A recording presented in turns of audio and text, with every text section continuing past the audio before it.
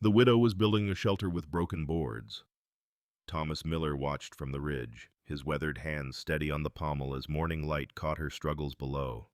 Each salvaged plank she lifted seemed to fight her grip, yet Margaret Shaw refused to yield. Her late husband's land stretched barren except for her half-built frame of scavenged lumber and stubborn hope.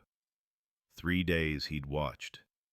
3 days of seeing her calico dress grow more mud-stained, her movements slower but never stopping. The September wind carried the sound of hammering across the valley, uneven strikes that spoke of blistered hands and aching shoulders. His own ranch house stood solid and empty, built by skilled hands for a family that would never fill it. But here was this woman, alone, fashioning walls from other people's failures. Tomorrow, he decided, gripping the reins tighter. Tomorrow he would load the wagon with proper lumber. Tomorrow he would ride down. Before we continue, please leave a like and let me know which city you're watching from. Now, let's get back to the story. The brass field glasses were cold against Thomas's face as dawn broke over the valley. From his position on the ridge, he could see the Hendricks property clearly, 40 acres of possibility that death had turned to struggle. The widow was already at work, wrestling with a beam twice her height, trying to prop it against the partial frame she'd managed yesterday. He lowered the glasses, unable to watch her stumble under the weight. The image stayed anyway, Margaret Shaw, her brown hair escaping from beneath a faded sunbonnet, refusing to surrender to circumstance. Thomas turned his horse toward home, but his thoughts remained on that lonely figure below. His ranch house greeted him with silence. Jake, his foreman, had coffee ready in the kitchen grounds from the handmill, strong enough to float a horseshoe. Thomas sat at the long oak table built for a family of 8, now serving 1. That Hendricks widow arrived 3 days back, Jake mentioned, pouring himself a cup. Porter at the store says she came from Kansas, alone. Thomas nodded, saying nothing. He'd seen the single trunk in her wagon, the way she'd rationed her movements to save strength. A woman preparing for a long siege against poverty and isolation. The day's work couldn't hold him. He checked the cattle, reviewed the books, approved Jake's plans for moving the herd to winter pasture. But as evening approached, Thomas found himself saddling his horse again, tucking the field glasses into his saddlebag with guilty purpose. The ride back to the ridge had become a ritual he couldn't explain. This time he arrived as purple dusk was settling over the valley. Below, a coal oil lantern cast its yellow circle, and within that light, Margaret Shaw continued working. She'd managed to secure the beam somehow, and now sat on a salvaged crate, pulling splinters from her palms by lamplight. The Winchester propped beside his saddle remained untouched as Thomas watched her wrap her hands in what looked like torn strips of petticoat. Even from this distance, he could see the exhaustion in the slope of her shoulders, the determination in how she stood and returned to her work. "Damn fool woman," he muttered, but there was no heat in it. Only a growing admiration for someone who faced impossible odds with such quiet courage. Tomorrow. He thought again. Tomorrow he would find the courage to ride down that slope. Margaret Shaw knew she was being watched. The knowledge sat between her shoulder blades like a cold stone as she salvaged lumber from the old Jameson homestead. The place had been abandoned 2 winters back, drought and debt driving another family from the territory. Now their failure would become her walls, if she could manage it. The boards came away reluctantly, nails screeching protest as she worked the claw hammer. Each piece had to be examined for rot, tested for strength. She couldn't afford to be particular, but she couldn't afford to have her shelter collapse either. The irony wasn't lost on her, building a future from others' surrendered dreams. By noon, she'd loaded what her small wagon could carry. The mule, purchased with the last of her traveling money, stood patient despite the heat. Margaret allowed herself a drink from the canvas water bag, warm and tasting of dust, before heading to Porter's general store for the few supplies she could afford. The store's dim interior offered blessed coolness. Porter looked up from his ledger, his expression shifting to the carefully neutral face reserved for widows of uncertain means. "Mrs. Shaw," He nodded toward the pickle barrel and penny candy jars. "What can I do for you today?" 20 pounds of cornmeal, please, and a paper of nails, if you have them." She sensed rather than saw the man enter behind her. Thomas Miller, she'd learned his name from Mrs. Porter's gossiping, stood near the door, hat in hand. Their eyes met in the reflection of the glass candy case. "Mrs. Shaw?" His voice was deeper than she'd expected. "I'm Thomas Miller. I own the Double M Ranch just north of your property." She turned, keeping her face composed. "Mr. Miller, I've got extra lumber at my place. Good pine boards, properly cured. You're welcome to them." The offer hung between them like a challenge. Margaret felt heat rise in her cheeks. "That's kind of you, but I'm managing well enough. Are you?" The question was gentle, but his eyes dropped to her bandaged hands. "Yes." She turned back to Porter. "Just the cornmeal, please." Porter scratched the transaction on his slate with chalk. "Storm season's coming early this year. Almanac says we're due for some fierce ones by October." Margaret counted out her coins carefully. "Then I'd best work faster." She left without looking back, but felt Thomas Miller's gaze follow her to the wagon. Pride was a luxury she couldn't afford, yet she clung to it like her last good dress. The Jameson lumber would have to do. That night, exhaustion dropped her to her knees beside the half-built frame. The lantern light showed the truth she'd been avoiding. Her hands were ruined. Blisters had burst and bled, splinters embedded too deep to remove. She unwound the last clean strips from her petticoat, wrapping each palm while tears she wouldn't acknowledge during daylight finally came. 8 months since James had died of fever, taking their baby daughter with him. 8 months of holding her spine straight while bankers and merchants calculated her worth in days remaining until destitution. She'd sold everything but her mother's blue willow china and the wedding band she still couldn't remove. Kansas had become a grave she couldn't tend, so she'd come west to this patch of earth James had bought sight unseen, chasing a dream of cattle and prosperity. Now she sat in the circle of lamplight, building shelter from scraps while someone watched from the ridge. She'd noticed him that first morning, a silhouette against the sky. He came at dawn and dusk, steady as the sun's journey. She should feel threatened, but somehow his distant presence had become oddly comforting, a reminder that she wasn't entirely alone in this vast emptiness. Margaret forced herself to stand, to bank the lantern and crawl into her tent. Tomorrow she would need steadier hands and stronger will. Tomorrow she would make real progress. She had to. Morning brought a surprise. Beside her salvaged lumber pile sat a keg of quality nails, the kind she couldn't afford. No note, no sign of who had left them. But Margaret knew. She looked toward the ridge, empty now in the early light, and felt something shift in her chest, not quite hope, but its cousin. She selected a nail, tested its weight and straightness. "Thank you," she whispered to the empty ridge, then set to work. The sun climbed higher, and she didn't stop. Not when her rebandaged hands screamed protest. Not when sweat soaked through her dress. She had good nails now, and somehow that small kindness from a watching stranger gave her strength to continue. It was near noon when she heard the wagon.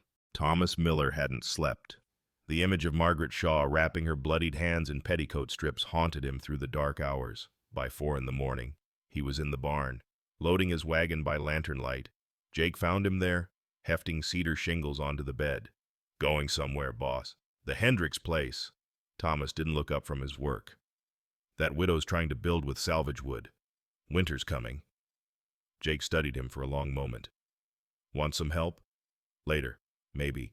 First I need to—" Thomas paused, searching for words.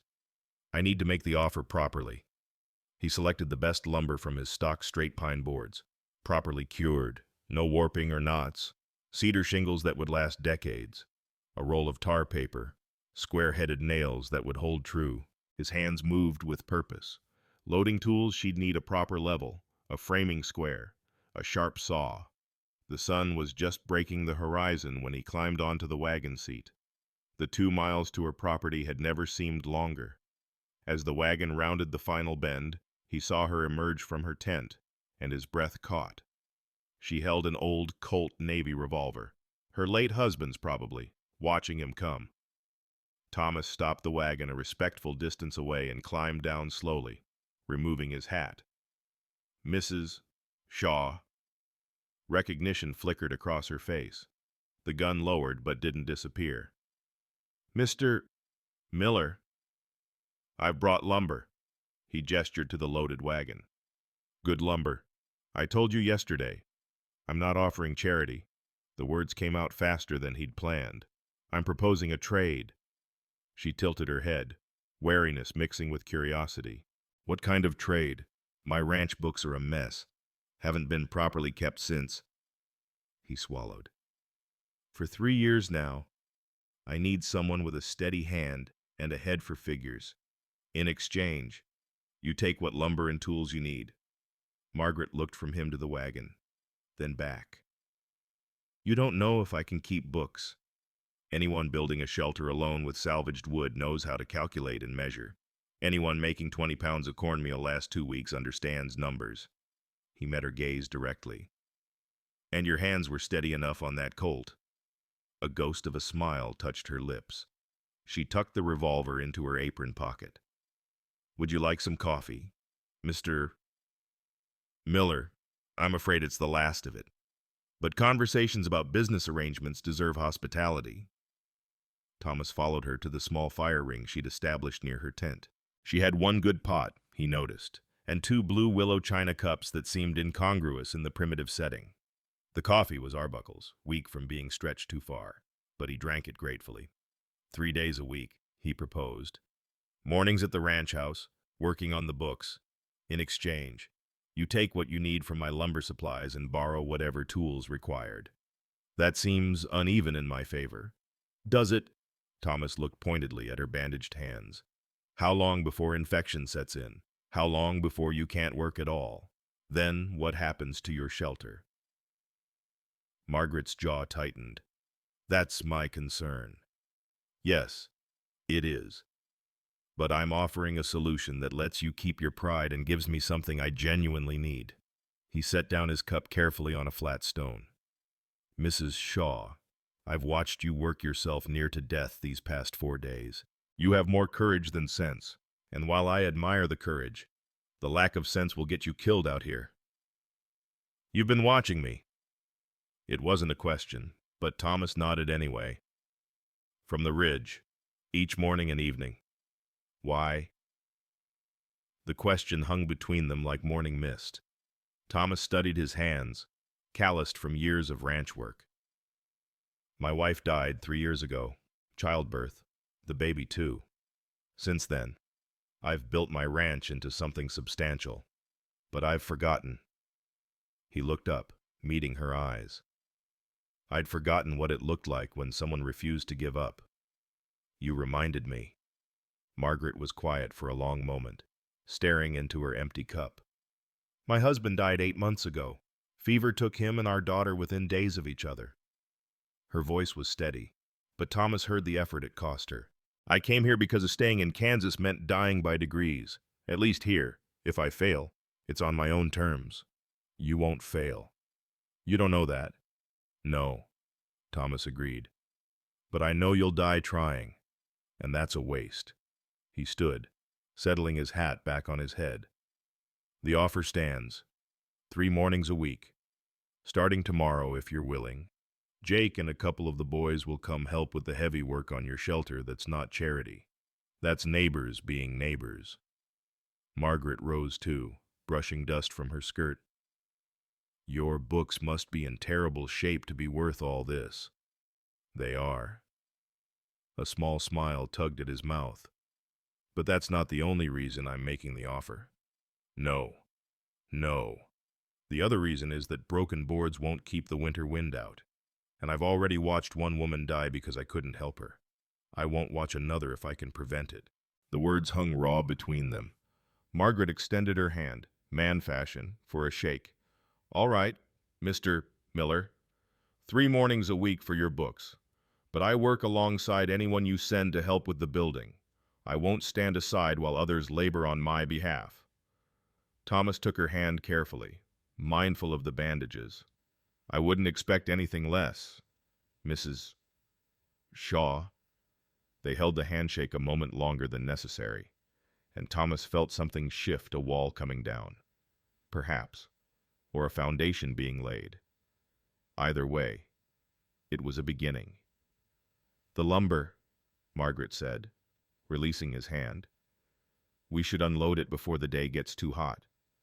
"We should." But Thomas didn't move immediately. Instead, he looked at the partial frame she'd built, seeing it with new eyes.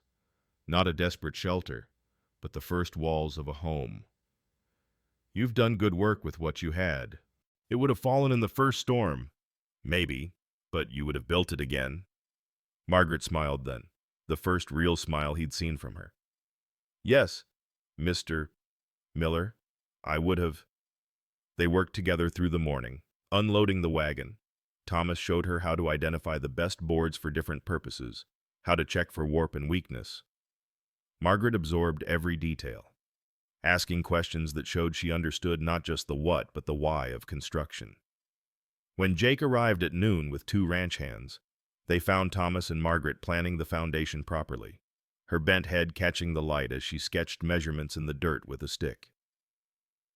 "Ma'am," Jake tipped his hat, "Boss says you're rebuilding. We're here to help." Margaret straightened, and Thomas saw her pride wrestle with practicality. "Thank you, Mr. Jake Coleman, ma'am. This here's Pete and Samuel. Mr. Coleman." She nodded to each man. "I appreciate the help. There's work enough for all." As the men set to digging foundation stones, Thomas noticed Margaret watching how they worked, memorizing their techniques. She jumped to help despite his protests about her hands, and eventually he gave up arguing. Some battles weren't worth fighting. By evening, they had a proper foundation laid out, cornerstones set true. Margaret stood beside the eastern corner, one hand resting on the stone. "Tomorrow," she asked Thomas, "tomorrow you come to the ranch for the books. Afternoon, we'll work here again."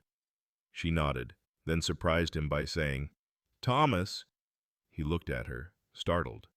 "If we're going to be working together regular-like, seems foolish to stand on formality. I'm Margaret." "Margaret," he repeated, tasting the name. "I'll send Jake with the wagon in the morning. I can ride. I've got the mule. The wagon's easier for carrying supplies back," Thomas said diplomatically. The truth was, he didn't want her trying to manage that half-starved mule over 5 miles of rough road. But he was learning when to push and when to let her pride have its way. As they prepared to leave, Thomas watched Margaret move among the laid stones, touching each one as if to reassure herself they were real. In the failing light, she looked younger, almost hopeful. "Thank you," she called out as he climbed onto the wagon seat. "It's a trade. Remember, you're helping me too." But they both knew it was more than that. It was a chance for both of them to build something new from the ruins of what they'd lost. Thomas clicked to the horses and headed home, but not before looking back once to see Margaret still standing among the foundation stones, planning tomorrow's work. That night, for the first time in 3 years, Thomas Miller slept without dreams. 3 days had passed since they'd laid the foundation, and the walls were rising steady as hope. Margaret arrived at the building site with a basket covered in checkered cloth, the smell of fresh bread making Thomas's stomach remind him he'd skipped breakfast again. She'd taken to baking in the outdoor oven at his ranch while working on the books, insisting it was only fair payment for the use of his kitchen. "You're spoiling my men," Thomas said, but he was already reaching for the warm loaf. "Hungry men work better," Margaret smiled, setting the basket on a makeshift table of planks and sawhorses. "Besides, your kitchen was crying out to be used properly. That stove's been wasted on coffee and beans." Jake and Pete were already approaching, drawn by the aroma. Samuel followed, shy as always around Margaret, but eager for the bread. They'd developed a rhythm over these 3 days, the men handling the heavy lifting while Margaret learned to measure, cut, and place the smaller boards. Her hands had healed enough to work. though Thomas noticed she still winced when gripping the hammer. "Frame's looking good, ma'am," Jake said, tearing off a chunk of bread. "We'll have the walls up by week's end if the weather holds." Margaret surveyed their progress with satisfaction. The skeleton of her shelter had transformed into something substantial. Proper corners, level walls, spaces marked for windows and a door. "It's more than I dreamed of managing alone." "You weren't never meant to manage it alone," Pete offered, then reddened at his boldness. Thomas watched Margaret accept the comment with grace, neither offended nor embarrassed. She'd found her place among his men these past days, earning their respect through hard work and determination. Even the flour sack curtains she'd brought to hang once the windows were in had been sewn during her evening hours, every stitch precise despite her exhaustion. They worked through the morning, Thomas and Margaret fitting boards while the others secured the frame. The September sun beat down mercilessly, but nobody complained. There was something healing in the rhythmic sound of hammers, the satisfaction of walls rising straight and true. "Storm coming," Jake observed, pointing to clouds building over the western mountains. Thomas had been watching them too, calculating time. "Few hours yet.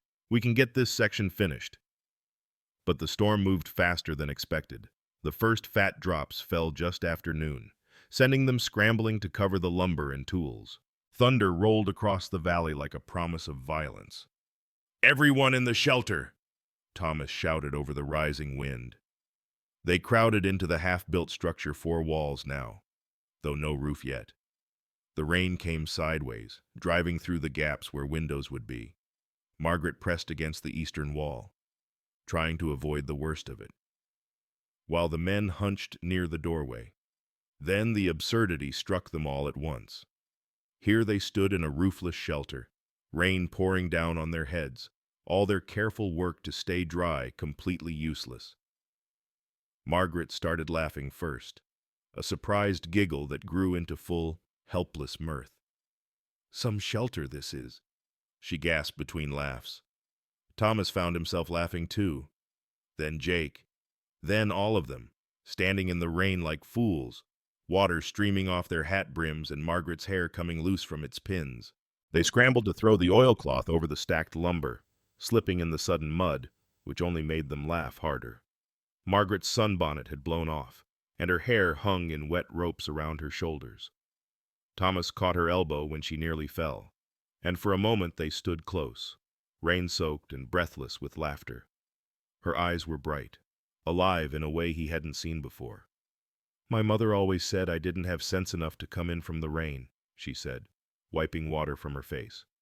"Your mother was a wise woman," Thomas replied, still holding her elbow. The storm passed as quickly as it came, leaving them drenched but oddly exhilarated. The walls had held not a board out of place despite the wind's fury. Margaret walked the perimeter, running her hands along the wet wood. "They stood firm," she said softly. "Good foundations," Jake commented, wringing out his hat. "Build it right. It weathers the storm." Thomas heard the double meaning, saw Margaret understand it too. She looked at him across the muddy space that would be her home, and something passed between them, acknowledgement of storms weathered and those yet to come. "We should get a fire going," Thomas said. "Dry out before we catch our deaths." They built a fire from wood stored in Margaret's tent, which had thankfully stayed dry. As they sat around it, steaming in the afternoon sun that followed the storm, Margaret pulled out her mother's biscuit recipe from her pocket, somehow still dry in its waxed paper wrapping. "My mother wrote this down the day before I married," she said, showing it to Thomas. "Said a woman should always have good biscuit recipe to build a marriage on." "Did it work?" Thomas asked gently. "James loved these biscuits." Margaret smiled, sad but peaceful. "He said they tasted like home would taste, if home was a flavor." "That's a fine way to put it." She handed him the recipe. "Your kitchen needs this. That stove is begging to make proper biscuits." Thomas took the paper carefully. "You'll have to show me. I'm likely to burn them." "Tomorrow morning. Then, before we work on those ledgers, you've got tangled worse than barn wire." As the afternoon wore on and they dried out, Thomas found himself watching Margaret interact with his men. She had a gift for making them feel valued, asking Samuel about his family's farm back in Missouri, listening to Pete's story about breaking horses, laughing at Jake's terrible jokes. She'd been here less than 2 weeks, but already she'd woven herself into the fabric of their small community. "I haven't," Margaret said suddenly, and Thomas realized he'd missed part of the conversation. "Haven't what?" he asked. "Haven't laughed like that in the rain in almost a year." She was looking at the fire, not at him, but he could see her profile, soft in the golden light. "I'd forgotten it was possible to laugh without guilt." Thomas understood. After Mary died, every moment of happiness had felt like betrayal. "The dead don't begrudge us joy," he said quietly. "Took me 3 years to learn that." Margaret turned to look at him then, really look at him. And Thomas felt exposed in a way that had nothing to do with his rain-soaked clothes. "James would have liked you," she said finally. "He appreciated honest men who worked with their hands." Before Thomas could respond, Jake stood and stretched. "We'd best head back, boss. Evening chores won't do themselves." As they prepared to leave, Thomas made a sudden decision. "There's a milk cow at the ranch, Bessie. She's producing more than we can use. Would you consider taking her on loan? Fresh milk would do you good, and you'd be helping me by taking the excess." Margaret's pride flickered. "I don't need—" "It's not about need," Thomas interrupted gently. "It's about neighbors helping neighbors. You'd do the same if positions were reversed." She considered this, then nodded. "On loan, then, until I can afford my own. Jake will bring her by tomorrow, show you her quirks. She's particular about how she's milked." As Thomas climbed onto the wagon seat, Margaret called out, "Thomas?" He turned. "Thank you. For the laughter. I needed to remember how—" He touched the brim of his hat. Margaret, just her name, but it carried weight, acknowledgement, promise, possibility. As the wagon rolled away, Thomas looked back to see her standing by the dying fire, surrounded by the walls they'd built together, no longer alone. That evening, Thomas sat in his study, trying to focus on the ledgers Margaret had been organizing with her neat, precise hand. But his thoughts kept returning to that moment in the rain, her face bright with laughter, her hand on his arm for balance. The feeling that something frozen inside him had finally begun to thaw. He pulled out the biscuit recipe she'd given him, studying her mother's careful script. Tomorrow she would teach him to make them in the kitchen Mary had once filled with similar warmth. It wasn't betrayal, he realized. It was life insisting on continuing, even after loss. Outside, another storm was building on the horizon. But Thomas didn't worry. The walls they'd raised would stand. They'd built them true, built them together, and that made all the difference. The clock on the mantel chimed 9, and Thomas carefully folded the recipe, placing it in the kitchen drawer where Mary had once kept hers. Tomorrow, he thought. Tomorrow they would make biscuits and work on ledgers and raise walls higher. Tomorrow they would continue building not just a shelter, but something that might, given time and courage, become a home for them both. The roof beam seemed heavier than it should. Margaret adjusted her grip, determined to position it properly before Thomas returned from town with the supplies. She'd been pushing harder these past days, trying to prove she could match the men's pace, trying to show she was worth the help they'd given. The September heat pressed down like a flat iron, but she wouldn't stop. Couldn't stop. The world tilted suddenly. The beam slipped from her hands, crashing to the ground as her knees buckled. She heard her own breathing, harsh and strange, felt the earth rushing up to meet her. Then nothing. Margaret, can you hear me?" Thomas's voice pulled her back from darkness. She was lying on something soft as coat, spread on the ground. His face hovered above her, etched with worry. Jake stood behind him, and she could see Pete running toward his horse. "I'm sending for Doc Morrison," Thomas said, his hand cool against her burning forehead. "You're burning up." "No, I'm—" She tried to sit up, but the world spun violently. "The roof beam. Damn the roof beam." His voice was rough. "When's the last time you ate a proper meal?" Margaret couldn't remember. The cornmeal had run out 2 days ago, but she hadn't wanted to ask for credit at Porter's store. She'd been making do with wild greens and the milk from Bessie, saving what little food she had for the noon meals with the men, pretending she'd already eaten. "Yesterday," she lied. Thomas's jaw tightened. "Jake, bring water. Cold as you can find." As Jake hurried off, Thomas lifted her carefully, carrying her to the shade of the completed walls. Margaret wanted to protest, but she had no strength for it. He settled her against the wall, his arm supporting her. "You're skin and bones," he said quietly. "How long have you been starving yourself?"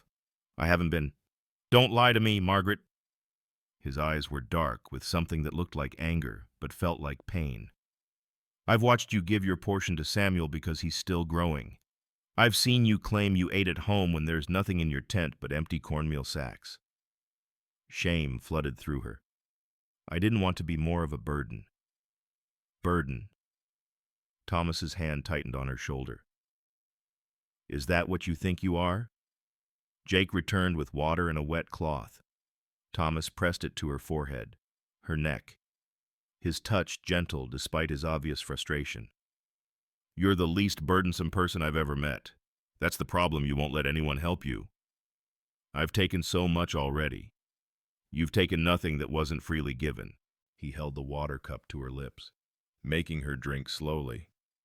"And you've given back tenfold with your work, your company, your—" He stopped abruptly. The sound of hoofbeats announced Pete's return with Dr. Morrison, the older man's medical bag bouncing against his saddle. He dismounted with practiced ease, immediately kneeling beside Margaret. "Well, Mrs. Shaw, seems you've been working yourself too hard," he said, checking her pulse. "When did you last eat?" "She's been living on nothing but greens and milk." Thomas answered for her. "Maybe a bit of bread when she bakes for us." Doc Morrison's examination was thorough but gentle. "Exhaustion and malnutrition," he pronounced. "She needs rest and regular meals. Good food, not just enough to survive on." He pulled out a bottle of laudanum. "This will help with the fever. But what she really needs is care." "She'll have it," Thomas said firmly. "I can take care of myself." Margaret protested weakly. "Like you've been doing—" Doc Morrison raised an eyebrow. "Mrs. Shaw, you're about 2 days from complete collapse. If Mr. Miller hadn't found you when he did—" Thomas helped her sit up enough to take the laudanum. The medicine was bitter, but the water that followed was sweet. Already she could feel drowsiness pulling at her. "I'm taking you to the ranch," Thomas said. "No arguments. My shelter. We'll be here tomorrow. You won't be if you keep this up." Through the growing haze of the medicine, Margaret heard Doc Morrison giving Thomas instructions. Something about broth every few hours, keeping her warm despite the fever, watching for signs of delirium. She wanted to protest that she didn't need such fussing, but the words wouldn't come. Strong arms lifted her. She found herself cradled against Thomas's chest as he carried her to the wagon. He'd made a bed of blankets in the back, and she sank into them gratefully. "I'm sorry," she mumbled against his shirt. "For what?" "Being weak." His arms tightened around her. "You're the strongest person I know, Margaret. But even iron breaks if you bend it too far." The ride to the ranch was a blur of motion and half-dreams. She was aware of being carried again, of soft pillows and clean sheets that smelled of lavender. Someone Thomas spooned broth into her mouth, patient when she protested. "My husband died of fever," she said, not sure if she was speaking aloud or only thinking. "My baby girl, too. 3 days apart. I couldn't save them." couldn't do anything but watch. I know. Thomas's voice was close, gentle. Rest now. I came here to be strong, to prove I could survive alone. You don't have to be alone. A cool cloth touched her forehead. Not anymore. The fever dreams came then, mixing memory with present, James calling her name. But when she turned, it was Thomas holding out his hand. Her daughter's laughter echoing through empty rooms that became the frame of her shelter, walls rising impossibly high. Her mother's voice singing lullabies that turned into the sound of hammering, building something she couldn't quite see. She woke to lamplight and the smell of beef broth. Thomas sat beside the bed, shadows under his eyes suggesting he'd been there a while. How long, she asked, her voice scratchy. 2 days? Your fever broke this morning. He helped her sit up, propping pillows behind her. Doc Morrison says you'll be fine if you rest and eat regular meals. 2 days. Margaret struggled to focus. The shelter, the roof, is finished. Jake and the boys completed it yesterday. They also built you a proper bed frame and table. He handed her a cup of broth. Drink this. She sipped obediently, tasting herbs she couldn't identify. You stayed with me. Where else would I be? The simple question undid something inside her. Tears came sudden and unstoppable for her losses, for her pride that had nearly killed her, for this man who'd watched her with such patience. I've been so afraid, she whispered. Afraid if I accepted help, I'd never be able to stand on my own again. After James died, everyone wanted to make decisions for me. Tell me what a widow should do, how I should live. I ran here to escape that. But I've been running myself into the ground trying to prove something that doesn't need proving. Thomas took the empty cup from her shaking hands. What doesn't need proving? That I deserve to survive. That I'm worth the space I take up? She met his eyes. That I won't fail everyone who depends on me again. You didn't fail them, Margaret. Disease took them. You stayed. You fought. You grieved. That's not failure, that's love. His words broke through the wall she'd built around her guilt. She cried then, really cried, while Thomas held her hand and said nothing, just offered the solid comfort of his presence. When the tears finally stopped, she felt emptied but somehow cleaner, like a wound that had finally been properly drained. The men, she said finally, they finished my shelter without me. They finished it for you. There's a difference. Thomas squeezed her hand. Jake said to tell you they expect biscuits as payment, but not until you're properly recovered. A laugh bubbled up, surprising her. I can manage that. Good. But first, you're going to rest. Then you're going to eat real meals, not bird portions, and you're going to accept that people care about you, not because you're weak, but because you're worth caring about. Margaret studied his face in the lamplight. That includes you, especially me. He said it simply, without flourish, and somehow that made it more meaningful. I've spent 3 years just existing. Margaret, watching you these past weeks, your courage, your determination, even your stubborn pride, it's reminded me what living actually looks like. I won't watch you destroy yourself trying to prove you're strong enough. I already know you are. She turned her hand in his, palm to palm. I don't know how to be dependent on anyone again. Then don't be dependent. Be interdependent. There's a difference. He stood, but didn't release her hand. Rest now. Tomorrow, if you're stronger, I'll take you to see your shelter. The boys did good work, but they left the finishing touches for you. Said it wouldn't be right otherwise. As he moved to leave, Margaret held on to his hand. Thomas, thank you. Not just for this, for seeing me. Really seeing me. Not just the widow who needs help. He lifted her hand, pressing it briefly to his lips in a gesture that was both old-fashioned and perfect. I've never seen you as just anything. Margaret Shaw. Never. After he left, Margaret lay in the soft bed, feeling the medicine pull her toward sleep. Through the window, she could see stars beginning to appear. Somewhere out there, her shelter stood complete, waiting for her. But for now, for tonight, she would rest, she would heal, and tomorrow, she would start learning how to accept care without losing herself, how to be strong without being alone. The fever was gone, but warmth remained, not the heat of illness, but something else, something that felt suspiciously like hope. The banker arrived on a Tuesday morning, his black buggy raising dust clouds that announced trouble before Margaret could see his face. She was working in her garden plot, coaxing life from seeds Thomas had given her. When the vehicle stopped at her gate, Mr. Hutchins stepped down, document case in hand, his expression professionally neutral in the way that meant bad news. "Mrs. Shaw," he touched his hat brim, "I'm afraid I have official business."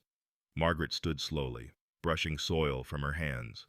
3 weeks had passed since her collapse, and though her strength had returned, the sight of Hutchins made her feel weak again.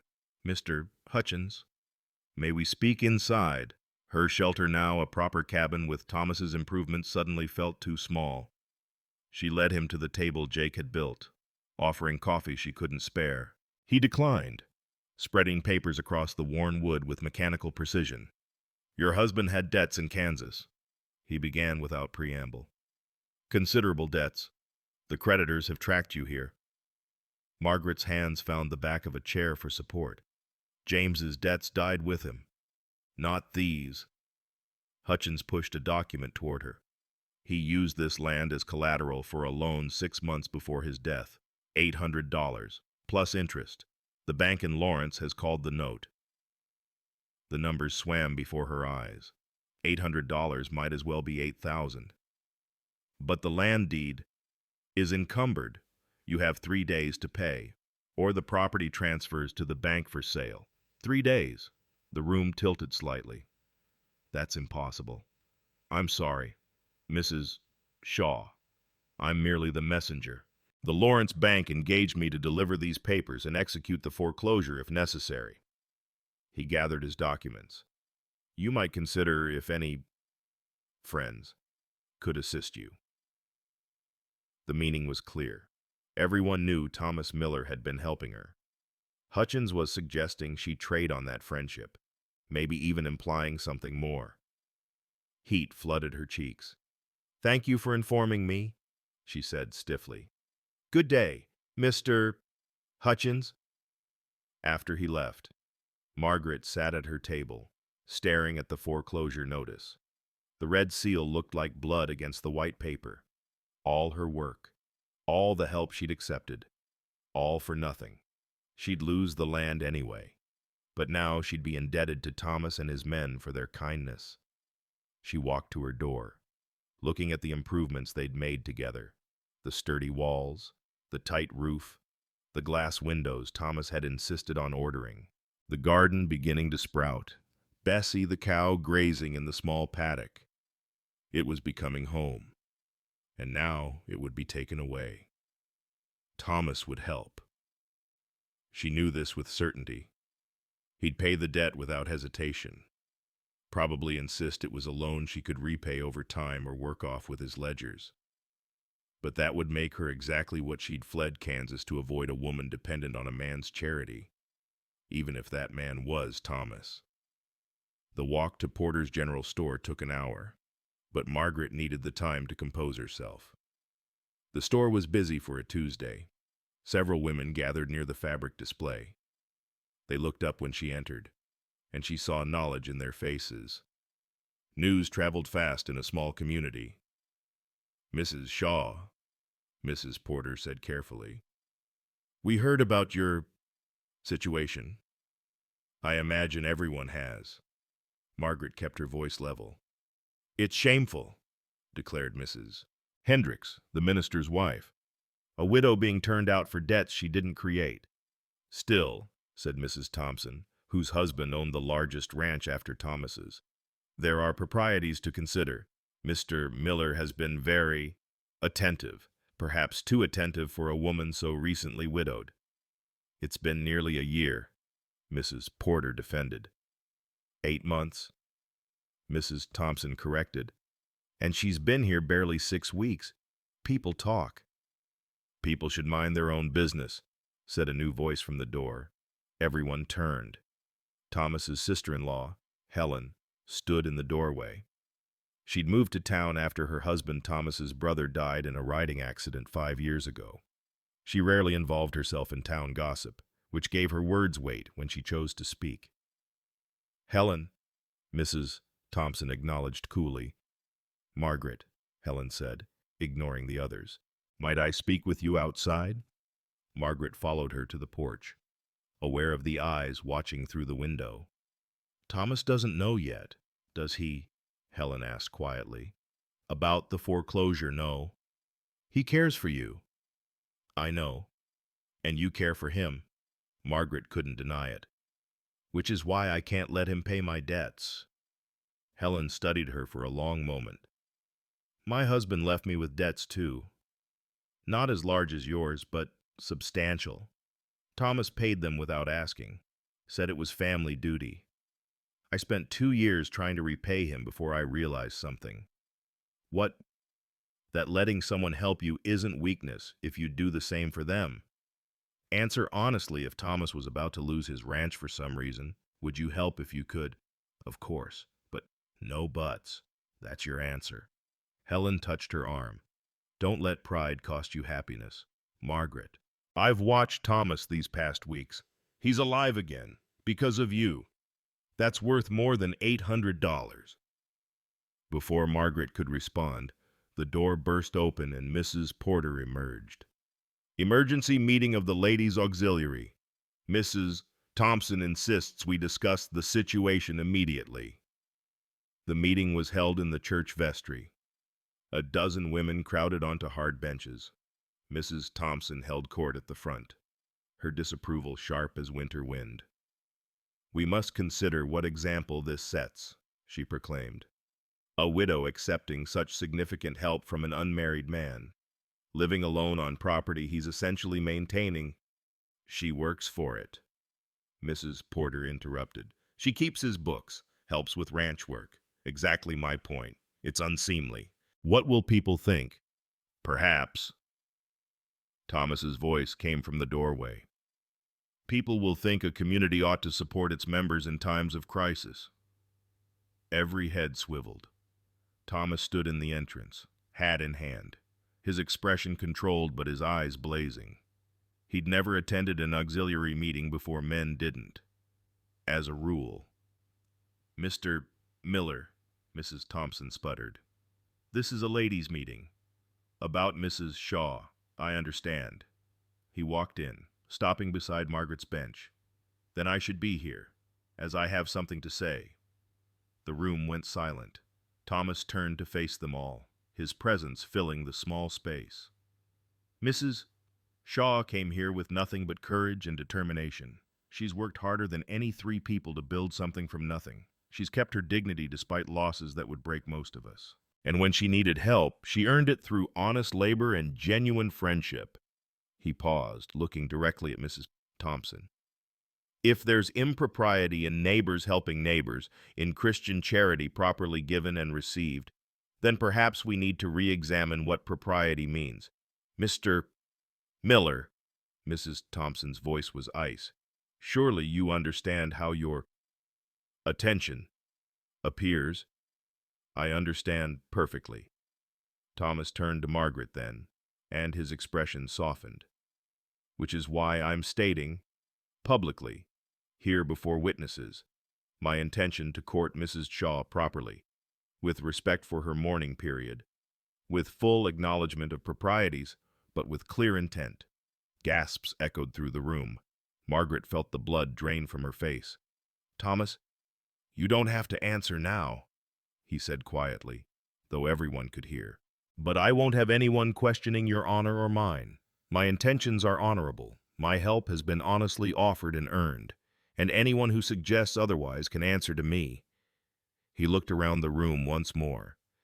Now, about this foreclosure, I'll be calling on every family in the valley for donations to help Mrs. Shaw keep her land, not charity investment in our community, because that's what neighbors do. With that, he turned and left, leaving stunned silence behind. Margaret stood on shaking legs and followed him outside. Thomas, wait! He stopped at his horse, turning to face her. I'm sorry. I shouldn't have declared myself publicly like that. But they were attacking your character, and I couldn't. $800, she said flatly. That's what I need. It's impossible. It's not. We'll find a way. I can't let you pay it. Then we'll find another solution. He stepped closer. Margaret, what I said in there, I meant it, but I don't expect an answer now. You're not ready, and that's fine. But I won't stand by while people malign you for accepting help you've more than earned. She looked up at him, this man who'd watched her from the ridge, who'd brought her lumber and hope, who'd held her hand through fever dreams. I don't know what to say. Say you won't run. Say you'll give us the community, me, yourself a chance to make this right. I've never been good at accepting help. I know. He smiled slightly. But you're learning. As he mounted his horse, Margaret called out, Thomas! What you said in there? Ask me again in the spring, when a full year has passed. Ask me properly then. His smile widened. I'll mark my calendar. Mrs. Shaw. After he left, Margaret stood on the church steps, her mind churning. 3 days to save her land. A public declaration from Thomas that changed everything. A community divided over her worthiness. And somewhere in all of it, the terrifying, wonderful possibility that she might not have to face the future alone. Helen appeared beside her. Well, that was dramatic. Despite everything. Margaret laughed. That's one word for it. Come on. Helen linked their arms. Let's go to my house and plan how to save your land. And you can tell me exactly when you fell in love with my brother-in-law. I'm not Margaret Shaw. I've known Thomas Miller for 15 years. He just stood up in a church meeting and declared his intentions. That man is not given to public displays. You've worked a miracle. As they walked toward Helen's house, Margaret caught sight of her shelter in the distance, standing solid against the evening sky. 3 days to save it. But now she wasn't fighting alone. The thought was terrifying and comforting in equal measure. That night, she stood in her doorway, looking at the stars. Somewhere, Thomas was likely doing the same. Spring seemed very far away, but also somehow not far enough. She pressed her hand to the door frame he'd helped her build, feeling the smooth wood beneath her palm. All right, James, she whispered to the darkness. I'm going to try to be happy again. I think you'd understand. The wind whispered through the grass, and for a moment she could swear it sounded like approval. The storm came without the courtesy of warning. One moment Margaret was securing the last shutter. The next the sky split open with a violence that made her earlier trials seem like gentle spring rain. This wasn't the brief afternoon thunderstorm they'd laughed through weeks ago. This was nature's fury unleashed, and her shelter stood directly in its path. The wind hit first, screaming through the valley like a living thing. Margaret fought to close the door against it, the wood shuddering under the assault. Through the window, she watched her garden disappear under a wall of water. Weeks of patient tending erased in moments. Lightning turned the world white and black in violent alternation. Thunder following so close it shook the walls. She'd managed to get Bessie into the lean-to Jake had built, but she could hear the cows terrified lowing over the storm. The roof, their carefully constructed roof, groaned ominously. A board peeled away with a shriek of nails surrendering to wind. Then she heard it horses' hooves pounding through the storm. Thomas burst through her door, water streaming from his oilskin coat, his face tight with concern. The river's rising, he shouted over the wind. We need to shore up the shelter or it won't last the night. He didn't mention the foreclosure, didn't acknowledge that in 2 days none of this would be hers anyway. He was here, in the teeth of the storm, because what they'd built mattered regardless of who owned the paper on it. What do you need me to do? Margaret didn't waste time on surprise or gratitude. Help me brace the walls. The wind's getting under the roof. They worked with desperate efficiency, Thomas hammering support beams while Margaret held them steady. The storm raged against their efforts, ripping away another section of roof, rain driving sideways through the gap. Margaret's dress was soaked through in seconds, her hair whipping around her face as she struggled to hold a beam in place. Together, Thomas shouted, and they lifted in unison, fighting wind and water and the weight of the wood itself. His hands covered hers on the beam, steady and strong, and for a moment she felt they might actually win this battle.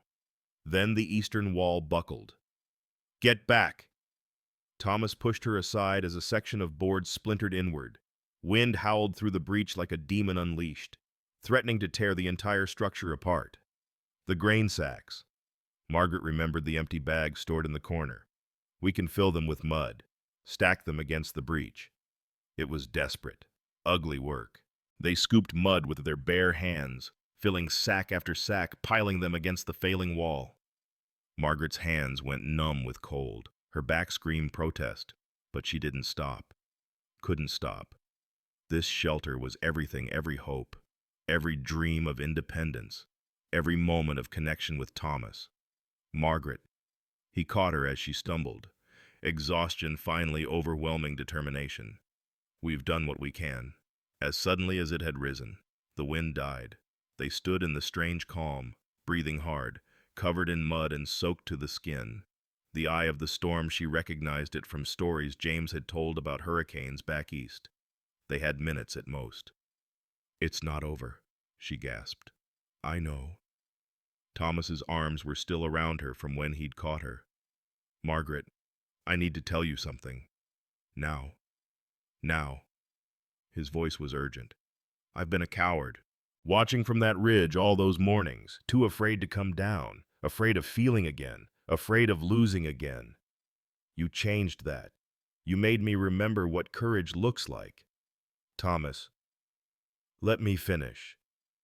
His hands framed her face, gentle despite their urgency.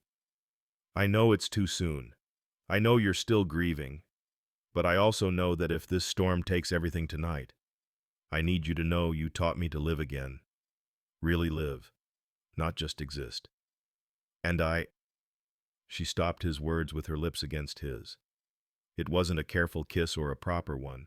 It was desperate and real and tasted of rain and fear and hope all mixed together.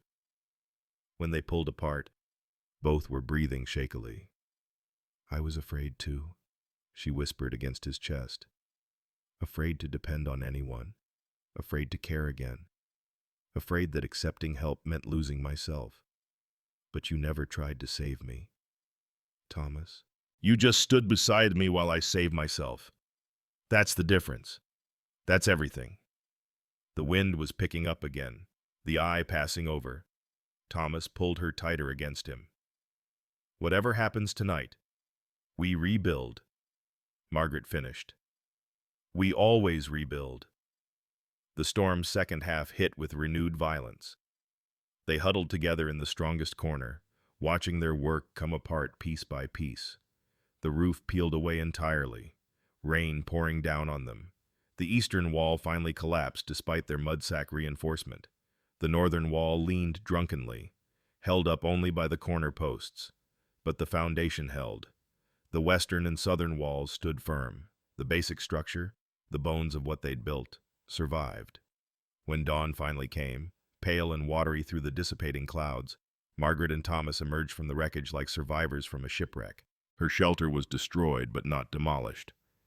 It could be rebuilt. Look. Thomas pointed to the sunrise. The storm had washed the valley clean. Everything sparkled with water drops catching the early light.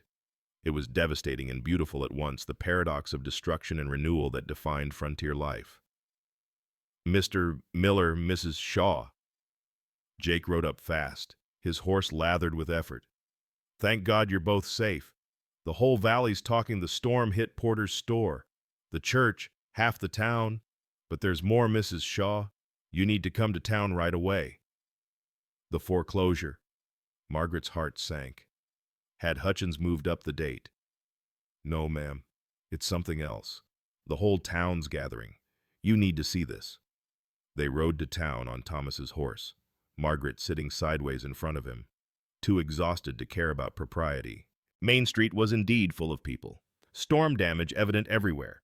But the crowd was gathered at the bank, not assessing damage but celebrating something.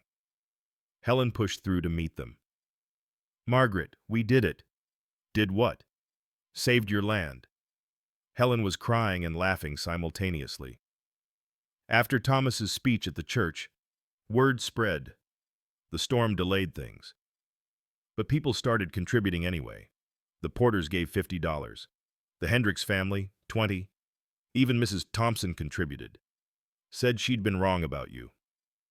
Hutchins stood on the bank steps, looking sour, but resigned.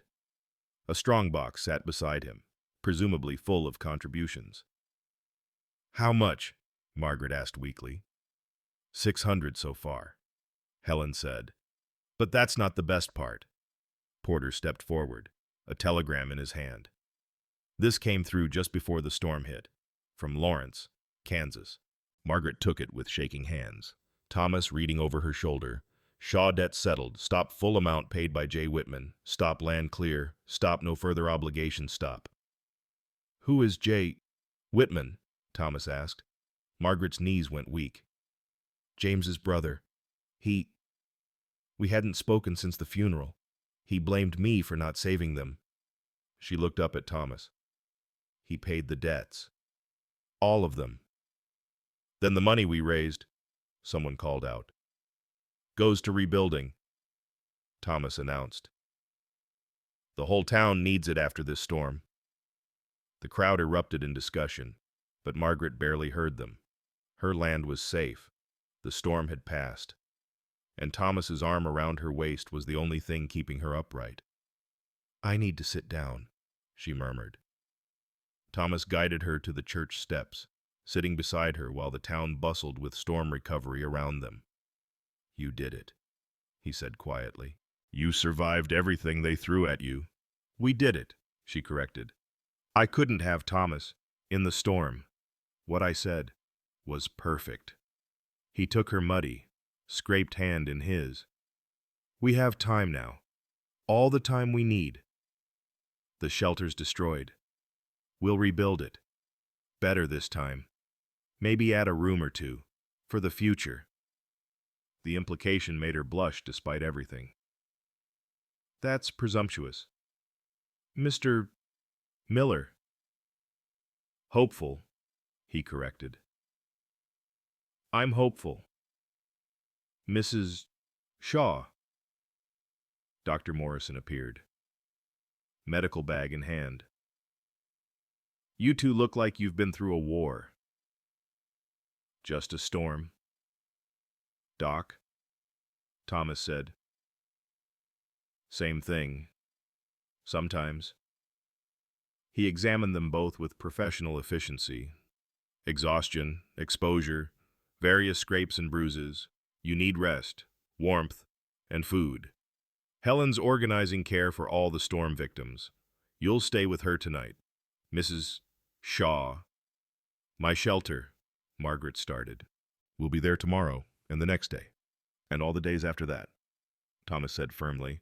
It's yours now, Margaret. Really yours. Let it wait while you heal. As Helen led her away for dry clothes and rest, Margaret looked back at Thomas. He stood in the muddy street, hat off, watching her go. Behind him, the sun was fully up, painting everything gold. He looked tired and muddy and wonderful. Spring, she called out to him. Ask me in spring. His grin was answer enough. That night, clean and fed and wrapped in borrowed clothes. Margaret stood at Helen's window looking toward her property. She couldn't see the damaged shelter from here, but she knew it was there, waiting to be rebuilt. Stronger this time, because she knew now what storms could do and how to build against them. More importantly, she knew she wouldn't be building alone. The thought no longer frightened her. It felt, instead, like coming home. You love him, Helen said from the doorway.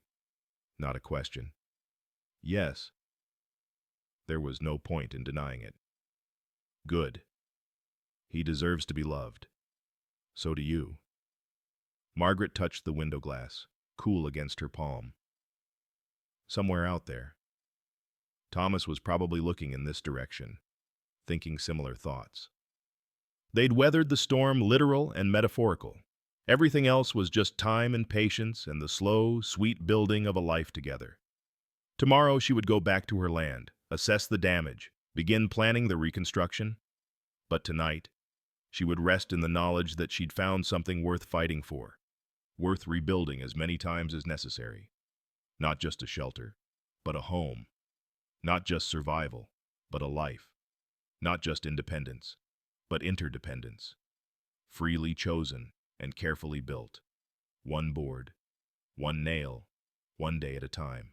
The storm had taken much, but it had also given her clarity. She knew now what mattered and what didn't, what she could do alone and what was better done together. The shelter could be rebuilt. Her heart already had been. The entire valley had come to rebuild. Margaret stood at the edge of her property, overwhelmed by the sight of dozens of wagons, scores of people, and enough lumber to build 3 shelters. The storm that had torn through the community 3 days ago had done something unexpected. It had united them. Never seen anything like it, Jake said, directing teams of men to clear the storm debris. Even Mrs. Thompson brought her husband's work crew. Mrs. Thompson herself approached, wearing a practical dress instead of her usual finery. "Mrs. Shaw," she said formally, then softened. "Margaret, I owe you an apology. I judged too harshly and too quickly." "We all make judgments," Margaret replied carefully. "Yes, but mine were particularly unkind." The older woman looked at the working crowd. "Thomas Miller stood in that church and showed more courage than I've seen from most men. And you working yourself nearly to death rather than take charity, I misjudged your character entirely." Before Margaret could respond, Porter called out, "Where do you want the kitchen window, Mrs. Shaw?" The kitchen window. She hadn't had one before, just the main room windows Thomas had insisted on. Now they were asking her preferences for expansions she hadn't dreamed of. She looked helplessly at Thomas, who was carrying lumber with his crew. He set down his load and came over, sawdust in his hair, smile warm. Eastern wall would catch morning light. Southern would be warmer in winter. Eastern, she decided. I like morning light for cooking. Eastern it is, Porter shouted, and work resumed. The organization was remarkable. Helen had appointed herself coordinator, directing different families to specific tasks. The Hendricks family worked on the roof beams. The Porters handled windows and doors. Even the banker Hutchins had shown up with his sons, awkwardly helping with the foundation repairs. "It's too much," Margaret murmured to Thomas during a water break. "It's exactly enough," he replied. "This is what community means. Margaret, you'd do the same for any of them." She would, she realized. Despite her determination to stand alone, she'd become part of this place without noticing. When Samuel's mother had been sick, she'd sent soup. When Pete's horse had gone lame, she'd offered her mule. Small gestures that had woven her into the fabric of the valley. By noon, the walls were rising stronger than before. The men had reinforced every joint, learning from what the storm had taught them. Children ran between the workers, carrying water and messages.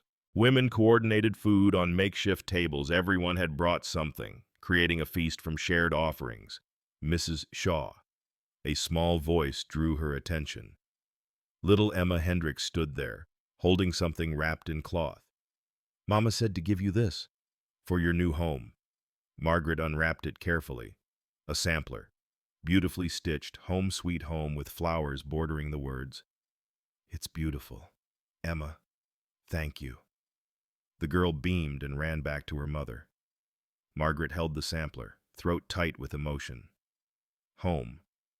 Not just shelter, but home. "Margaret." Thomas appeared beside her. "The justice is here. Justice Williams." "Why?" Thomas's expression was unreadable. Come see. Justice Williams stood near the rebuilt eastern wall, talking with Helen and several others. When he saw Margaret, he smiled broadly. Mrs. Shaw, I hear congratulations are in order. Your land is fully yours now. Yes, Justice Williams. My brother-in-law paid the debts. Good? Good. Always nice when family comes through. He cleared his throat. I wonder if I might speak with you and Mr. Miller privately. They moved away from the crowd, though Margaret noticed many eyes following them. The justice pulled out an official-looking document. Mr. Miller has asked me to prepare something. A partnership agreement for shared management of connected properties. It would allow you both to maintain separate ownership while establishing legal framework for future arrangements. Margaret looked at Thomas, confused. Future arrangements. Thomas took her hand. I'm trying to do this properly, but I'm making a mess of it. He went down on one knee, right there in the mud and sawdust. This isn't the spring. I know I said I'd wait, but nearly losing you in that storm made me realize time isn't guaranteed. The work around them had stopped. Everyone was watching now, but Margaret couldn't look away from Thomas's face. Margaret Shaw, you've taught me to live again. You've shown me that strength isn't about standing alone, but about choosing who to stand with. I know it hasn't been a year, and I'll wait if you need me to, but I need you to know I love you. Have loved you since I watched you building with broken boards and too much courage. Will you marry me? Not now if you're not ready, but someday, will you let me court you properly and marry you when you're willing? Margaret's hands shook. Around them, the entire valley held its breath. She thought of James, of the daughter she'd lost, of the bitter months of grief. Then she thought of Thomas bringing lumber, holding her through fever, fighting beside her through the storm. She thought of mornings in his kitchen, teaching him her mother's biscuit recipe, of evenings working on ledgers while he read nearby, of the future that had seemed impossible just weeks ago. I don't need more time, she heard herself say. I've spent months running from life, afraid to feel anything but grief. You didn't save me. Thomas, you stood beside me while I saved myself. That's the greatest gift anyone's ever given me. Is that a yes? Yes. The word came out strong, certain. Yes, Thomas Miller, I'll marry you. Not someday. Today, if Justice Williams is willing. Gasps and cheers erupted from the crowd. Thomas stood, pulling her into his arms, not caring who saw. Today. Today. She touched his face, rough with stubble and work. We've already weathered our storms. Everything else is just building. Justice Williams coughed. Well then, I suppose we're having a wedding. Though might I suggest we finish the house first. Seems appropriate to start your marriage with a completed home. The crowd exploded into activity. Women ran for flowers and ribbons. Men worked with renewed energy to finish the shelter, no, the house. Their house. Margaret realized. Helen appeared with Margaret's good dress, the one she'd saved for special occasions. I thought you might need this. Had a feeling about today. How did you know? The way you two look at each other, like my husband and I used to. Helen's eyes misted. Be happy, Margaret. Both of you deserve it. By late afternoon, the house stood complete. Better than before, with 2 rooms instead of 1, a proper kitchen area, windows on 3 walls, and a porch Jake had insisted on adding. For sitting in the evenings, he'd said with a wink. Margaret stood in her good dress blue like her mother's china while the women tucked wildflowers in her hair. Someone had found white ribbon for a bouquet. Mrs. Thompson had contributed a lace collar that had been her mother's. Something borrowed, she'd said gruffly. Thomas waited by the door of their rebuilt home, wearing his church clothes someone had fetched from his ranch. The entire valley gathered in what would be their garden, the afternoon sun painting everything golden. Justice Williams opened his worn Bible. Dearly beloved, we gather here at this home built by community and love. Margaret barely heard the words. She was lost in Thomas's eyes, in the miracle of standing here after everything. When it came time for the ring, Thomas produced a band made from a horseshoe nail, worn smooth. "It's not much," he whispered. "It's perfect," she whispered back. "You may kiss your bride," Justice Williams announced, and Thomas did, thoroughly and properly, while the valley cheered. The celebration went on into evening. Tables appeared laden with food. Someone brought a fiddle, and dancing began on the packed earth that would be their garden. Margaret danced with Thomas, with Jake, with Porter, even with banker Hutchins, who apologized again for the foreclosure business. As the sun set, Thomas led her to the porch of their completed home. They sat in two rocking chairs someone had delivered, she never found out who, facing the sunset. "No honeymoon trip," Thomas said apologetically. "This is perfect," Margaret replied, meaning it. "We're home." People began drifting away, calling congratulations and promises to visit. Helen was the last to leave, pressing a key into Margaret's hand. "To Thomas's ranch house," she said. "It's your home too now, but I understand if you want to stay here tonight." When they were finally alone, Thomas carried Margaret over the threshold of their rebuilt home. Someone had left a lamp burning, casting warm light over the simple furniture: a bed, a table, two chairs, and shelves where Margaret's blue willow china was already arranged. "It's not fancy," Thomas said. "It's ours." Margaret touched the walls they'd built together, twice now. "That makes it perfect." She walked to the eastern wall where her new kitchen window looked out toward Thomas's ranch, their ranch now. On the shelf beside it sat Emma's sampler, Home Sweet Home. Below it, someone had placed the horseshoe nail ring box Thomas had carved and her mother's biscuit recipe, now framed. "No more watching from the ridge," she said softly. "No more building alone," he replied, pulling her close. They stood in their home, built, destroyed, and rebuilt by community and determination. Through the window, stars were beginning to appear, the same stars that had witnessed her desperate flight from Kansas, her struggles with broken boards, their fight against the storm. "I love you," Margaret said, words she hadn't spoken since James died. They felt different now, not a betrayal of the past, but a promise for the future. "And I love you," Thomas replied, "for your courage, your strength, and especially your stubbornness." She laughed, and he kissed her again, there in the home built by love and community, standing on the foundation that had weathered every storm.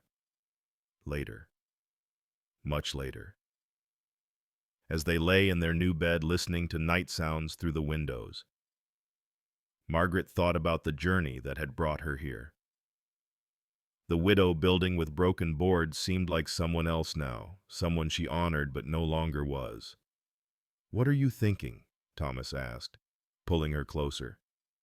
"That broken things can be rebuilt stronger," she said. "That sometimes we have to lose everything to find what matters. And what matters," she turned in his arms, seeing his face in the moonlight. "This, us, the life we'll build together." "Together," he agreed, and kissed her once more. Outside, a soft wind moved through the grass, gentle now, no longer threatening. The house stood solid around them, proof that with enough courage, enough help, and enough love, anything could be built, rebuilt, and made to last. In the morning, they would start their married life properly. There would be work at both properties, ledgers to maintain, cattle to tend, a garden to replant, the ordinary stuff of frontier life. But tonight, in their home born from storm and struggle, they had everything they needed. Margaret's last thought before sleep was of her mother's words, spoken so long ago: "Build with what you have, but accept help when it comes. The strongest homes are built by many hands." She'd built with broken boards and discovered something unbreakable. Not just a shelter or even a home, but a life worth living, a love worth having, and a future worth every struggle that had brought her here. The widow was done building alone. The widow who once built with broken boards now stood on the porch of a home built by many hands. Margaret Miller's story reminds us that true strength isn't found in fierce independence, but in the courage to accept help when offered with dignity and love. Her shelter, destroyed and rebuilt, became more than walls and roof. It transformed into a testament to community, resilience, and the profound truth that we're stronger together than apart. Thomas didn't rescue Margaret. He stood beside her as an equal partner. The townspeople didn't offer charity. They invested in their neighbor's future.